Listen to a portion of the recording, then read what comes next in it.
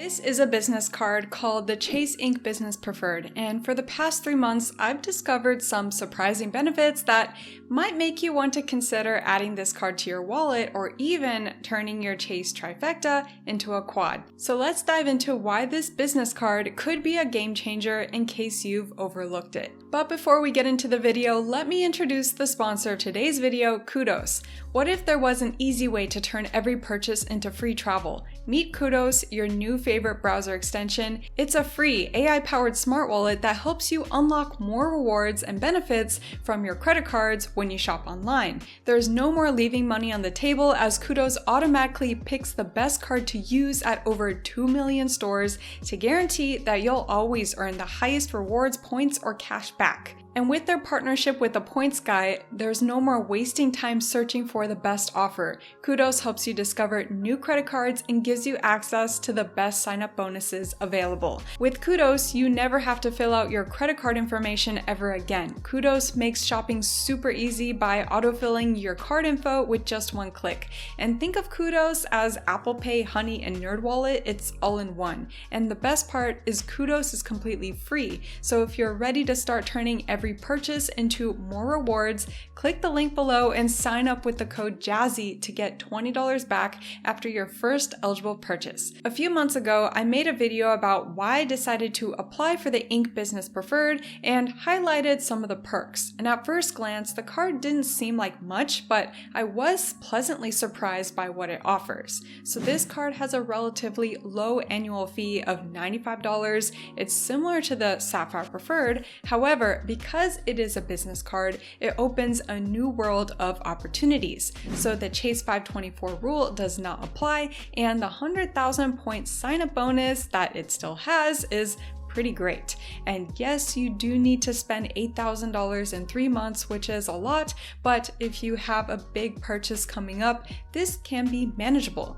And for example, I had to renovate my kitchen and the spending requirement, it fit perfectly with my expenses. And I admit, initially the term business card intimidated me, and this might be the case for other people as well. I thought I needed to get an LLC or an established business to apply, but that actually isn't the case. You can apply for a business card if you just have an intended business or an expectation to start one. And my YouTube channel is my intended business, and that's how I became eligible. Now let's talk about what makes this card unique. Now first, the categories and benefits, they don't seem particularly relevant to an average person. So you get 3 times the points on shipping, internet, cable, phone, advertising, and travel, and it seems pretty businessy, and that's because it is. But the travel category is broader than what you might think. At least that's what it was for me anyway. So the travel category is the same for the Sapphire, but in my mind before, that only applied to things like flights and car rentals. But here is a list of what Chase considers travel, and for the Ink, they're worth 3 times the points, and for the Sapphire, they're worth 2 times the points. So that's airlines, hotels, timeshares, car rental agencies, cruise lines, travel agencies, discount travel sites, campgrounds, and operators of passenger trains, buses, taxis, limousines, ferries, toll bridges, which are tolls and highways, and parking lots and garages. So campgrounds, tolls, and garages, it surprised me there, and we probably pay $180 a month on tolls, so that makes a difference of paying on the Ink versus a Sapphire 180 points per month. In addition, you can also transfer your points to travel partners with the Ink, and these partners are the same as with the Sapphire, so you would be accumulating more points on travel and being able to transfer the points out the same way. Additionally, the Ink Business Preferred shares some benefits with the Sapphire Preferred, like primary auto collision damage waiver, which is great for renting cars, and trip interruption cancellation insurance. However, it is important to note that for these waivers, they don't cover places like Turo. So in total, this Chase Ink Business Preferred card offers 30% more points on travel, plus it includes categories like internet, cable, and phone, and you can transfer those points out out to travel partners the same way as the Sapphire Preferred. And a quick break here, if you could please take a moment to hit the like button and subscribe, as 65% of you are not subscribed yet. You can go ahead and do that now. So next, I wanted to share a bit about my card setup, which involves a 2-player mode with my husband to take advantage of sign-up bonuses, and there is also the point of getting the Sapphire sign-up bonus every 24 months. So here's how we manage it. So my husband got his first Sapphire sign-up bonus more than 4 years ago and downgraded after a year, and I had my Sapphire for 3 years. And then 4 months ago, when we just bought a house, my husband got the Ink Business Preferred to take advantage of the sign-up bonus. And then 2 months later, we found that we had more house expenses, so he ended up referring me to the Ink, and then I also got it, and which in the end we accumulated a total of 240,000 points just on the 2 Ink sign-up bonuses. And recently, my husband, he got his second Sapphire sign-up bonus, and I'll soon downgrade my Sapphire. So the idea here is to constantly have a Chase credit card that can transfer points to travel partners while also accumulating points with the sign-up bonuses. And in this special situation, we have 3 new credit cards in a short period of time due to the expenses that happen to pop up. And I doubt something like this would ever pop up again.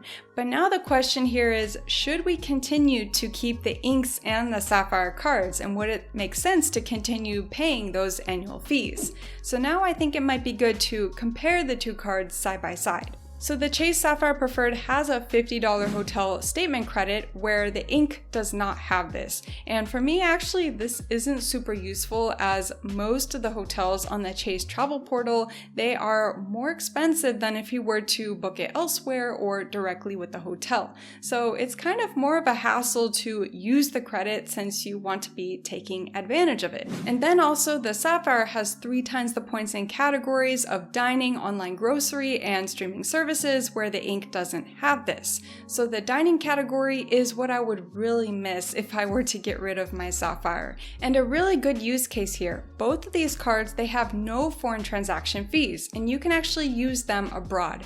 But when traveling, you tend to eat at restaurants, so for getting 3 times the points in dining on the Sapphire, that's pretty huge. And it's also good to mention that even though you get 3 times the points in dining on the 2 Chase Freedoms, they have foreign transaction fees, so it wouldn't be good to use those abroad. And also, as for the online groceries or streaming services, these don't really apply to me because I don't use them.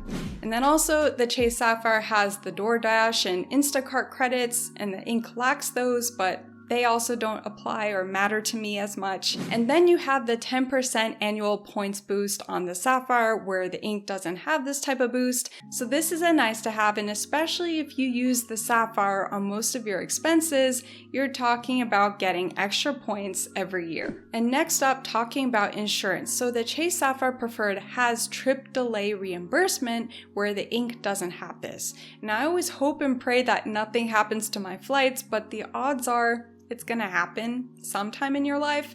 And although you do get 3 times the points with Ink on travel, if anything happens to your flight, such as getting a delay, but not a cancellation because that isn't included insurance, you won't be getting any reimbursements with the card for this particular delay. And when paying with the Sapphire, although it's only 2 times the points on travel, you would be getting this kind of insurance. And let me read what it's all about. If your common carrier travel is delayed more than 12 hours or requires an overnight stay, you and your family are covered for unreimbursed expenses such as meals and lodging up to $500 per ticket.